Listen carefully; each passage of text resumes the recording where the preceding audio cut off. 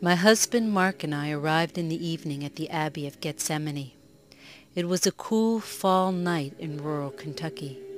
It was quiet at the Abbey. There was a sign above the gate to the monks' quarters that read, "God alone." The stone church was lit in candles, and the monks began to chant the psalms in perfect unison, with all voices equal, none louder, none softer.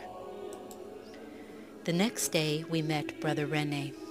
He told us that he had been a monk for 50 years and would be celebrating his anniversary this weekend.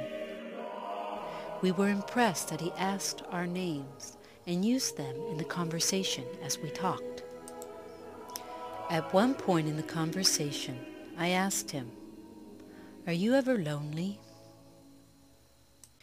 He paused and told us that just as Mark and I had a relationship, he had a relationship all these years with God.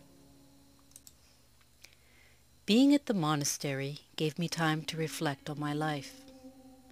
This was a trip to celebrate my birthday.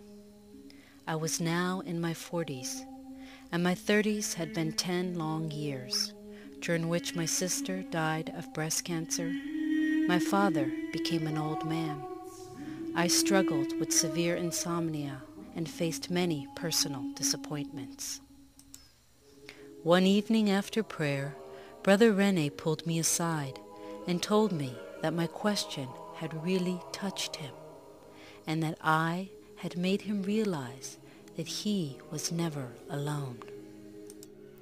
How could I touch a monk's life?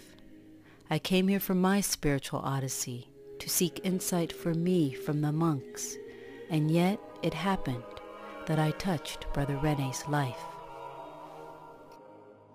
I watched Brother Rene at his anniversary Mass. His devotion filled my eyes with tears. It was a great gift to have met him. Walking through the hills around the monastery, watching the fall leaves begin to blow away as winter approached, I realized that I too had not been alone all those years.